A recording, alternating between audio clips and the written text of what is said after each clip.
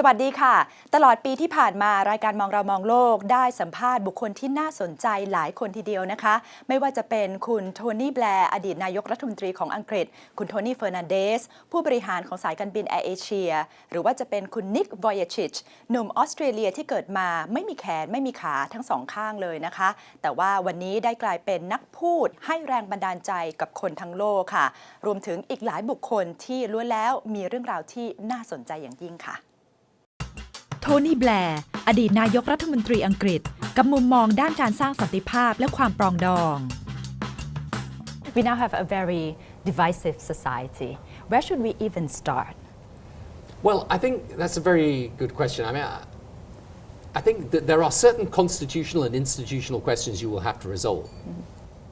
But there are also real issues to do with poverty and inequality, education,infrastructure, where there should be a certain amount of common ground, whatever political party you come from. And sometimes the best way to start building some trust is for people to start to look at some of those policy areas where there should be a shared common set of objectives and purposes. But you also need to, where constitutional or institutional change is proposed, people have got to see it as fair.And impartially done. How best should the government handle opposition groups then? To try and establish as much common ground as possible, because the thing about democracy, as I was saying in my speech, is that democracy is not just about the majority taking power. It's also then about the majority creating some common ground with the minority. If that doesn't happen, then democracy sometimes can break down.Especially when you've got one group that is very dominant. Now for amnesty as well as truth-finding or fact-finding commission, how should these two factors play into the whole process of reconciliation? Well, on things like amnesty, you just got to find a way forward, but it's got to be a way that people think is fair.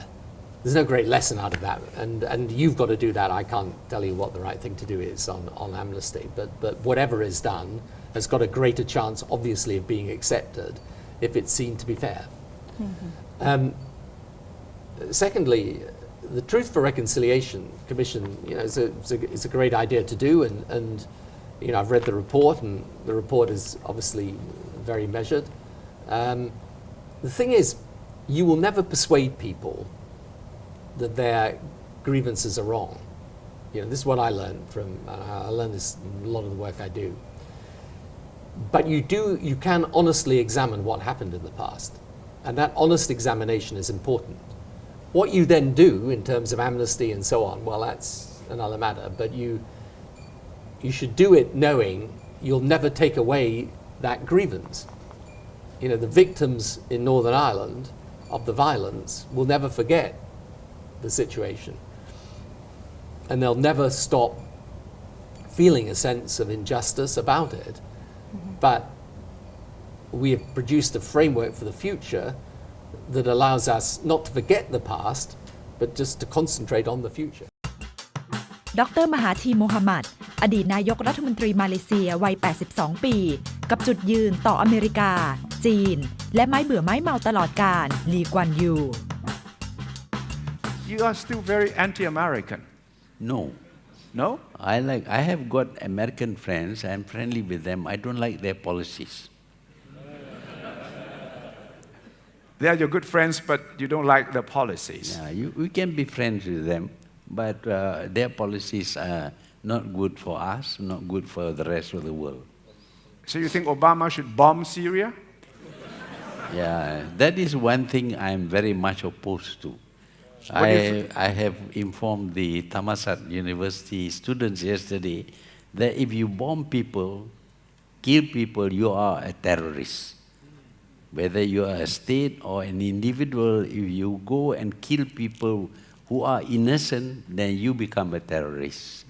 So you can't describe only individuals as terrorists or groupings as terrorists. There are also state terrorism.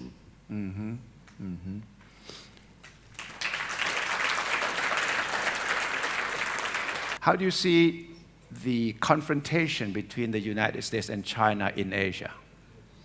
I don't like it at all. We have been trading with China for almost 2,000 years.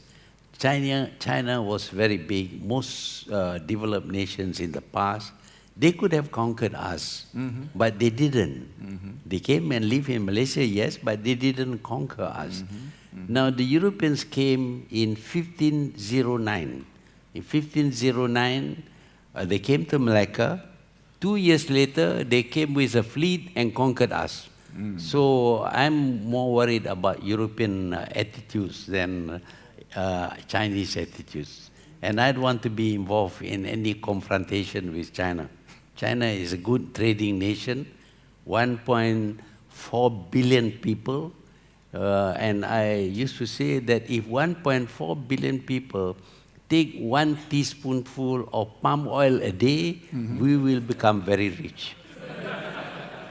Or if they eat 1 cup of rice every day, Thailand will be very rich too. Yes, I agree. So why fight? How would you describe your relationship with Mr. Lee Kuan Yew? Is it your friend or your foe or what? I disagree with his politics, but I regard him as a colleague. When I saw him in Tokyo recently, I went up to him to say hello and ask how he's doing, because he's not so well now. Yes. We can have friendship, talk to each other, but we don't have to agree on our policies. Did you send your happy birthday card to him yesterday? I didn't. You forgot? I forgot. You forgot? Yeah. Did you intend to? No. I occasionally receive some greetings during the Muslim festival from him. So he sends you Yeah. greetings, Yeah. but you do not return. But I do. You do return the greetings. Not yesterday. So if you meet him here tonight, now, what would you tell him? Say happy birthday.